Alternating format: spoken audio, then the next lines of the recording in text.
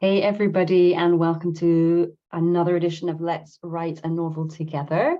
Hope you're well. We are continuing with Lisa Cron's Story Genius, because it is Story Genius. This first half of the book I absolutely adore. As you know, if you've been following this series with me, you know just how much I love it.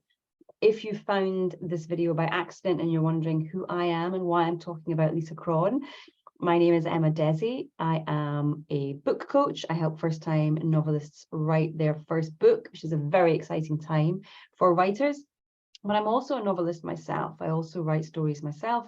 And I wanted to take you through the process of what it is to start a new project, because that's what I was doing, starting a new book. And I wanted to help everybody understand, particularly those newer writers, to understand that it is a process, that there are things you will be very clear on and things you will be absolutely dumbfounded about and not sure where you stand on. And that's a natural part of learning to write and learning to become a novelist. And I wanted to go through that with you just to show you what a messy situation it is. So if you are a writer, if you're towards the beginning of your career, and you are still kind of figuring a lot of stuff out, then this is the series for you. I'm going to take you through my experiences so you can see how they compare, how much it's the same, how different it is to your experiences. So I recommend you go back to day one, the intro video, and follow us all the way through. If you're loving what you find as well, don't forget to subscribe to the channel and hit the little bell so you get a notification of when there's a new video coming out, or a new interview indeed, because I'm always interviewing interesting people about writing.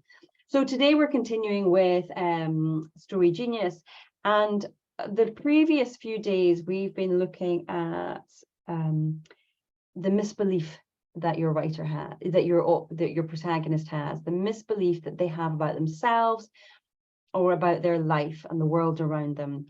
This is a misbelief that they have internalized earlier on in their life. And the story that you're telling is going to be about how they change that misbelief about themselves or their life or the world in which they live in. But we've got to start with it. This is our starting point. What is that misbelief? Day 8, we were looking to define that character's misbelief. Day 9 was about the moment that it took form, the moment that it took shape.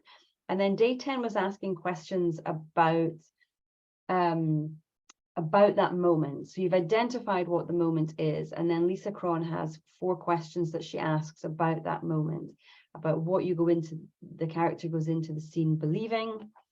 Let me just go back and make sure I get it right. What does your protagonist go into the scene believing? Why do they believe it? What is your protagonist's goal in this this misbelief scene? And then how does your protagonist expect the scene to end? So go back to the previous days, video number 10, I think it is day 10, and have a look at those. I go into more detail with those questions. But the upshot now of today is that you're going to write that scene. So you've identified that moment the misbelief took shape. You've asked those 4 questions about that moment when the misbelief took shape. And now you're going to write that scene. So you're really going to get to know why all of this is happening to your character, why they believe what they believe, how it happened, how it transformed their life, for good or for bad. But you're going to write it now, and you've got those 4 fundamentals that you need. You know, the 4 questions have given you the sort of structure of the story, really, the emotional structure of the story, about what the purpose of the scene is, the change that happens within it, which is the conflict that we have, and then what your character comes out of the scene believing. So they enter with an old way of thinking about life. Something happens in that scene that changes the way that they think about themselves, the world in which they live in, and they come out with this new belief, which is the misbelief that you identified on day 9.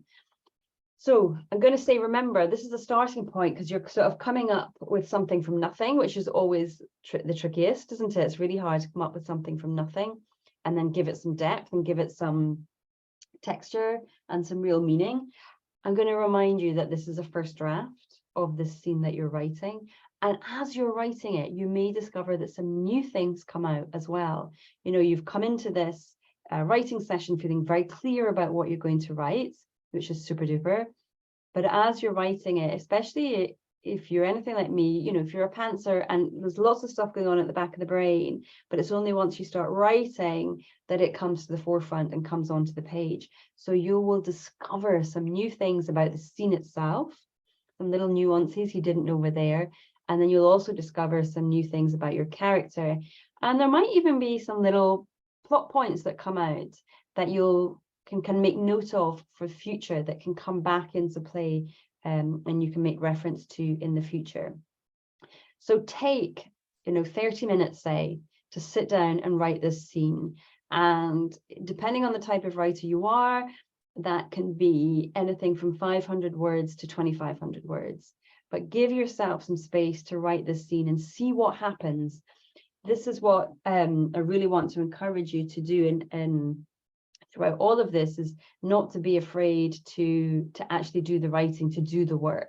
Because it's all very well to watch these videos and go through it. It's all very well to read Lisa's book and go through it and think, yeah, that's right. Yeah, that makes sense to me. Yeah, I think that's good. But then if you don't do the work, if you don't do the writing, if you don't set some time aside to sit down and write, then it's all for naught. It's all theory and you don't get to put it into practice. You don't get to explore the story itself, nor do you get to explore the way that you write and what your process is and how you can bring yourself to writing a novel. I've shared in other videos that I also find this scary, you know, and that I feel it in my body. I feel a wall of resistance coming up, but I've just got to keep reminding myself, keep saying to myself, it's a first draft. I just need to get something down. It's safe for me to write a messy draft. That is very, very safe. No one is going to see it except me, but I need to get something down if I'm going to shape it and mold it into something new. So today's little video is very short. It's because all you need to do is write the scene. I say all you need to do, but you've got the blocks there. You've got the building blocks there. You know the misbelief. You know the moment that the misbelief took shape. You've answered those 4 questions about the scene, and now you get to flesh that out. You get to flesh your answers out and put it into a full scene. And I know you can do it, and I know that you'll come back and revise it, but I know you can just get something down on paper that you can then work with at a later date. I found this really useful. I find scene structure, which is what these 4 questions are, to be super useful and giving me a framework for the scene. And I really hope it will do the same for you. So let me know, once you've written your scene, let me know in the comments below, did you find that a useful framework? Would you have tweaked it in some way? What else came out as you were writing this scene, as you were writing this misbelief scene? What came out for you that surprised you and was exciting to learn as well, either about the character, about the scene, or maybe even a plot point for future use? Do let me know. All right, take care. I'll see you next time.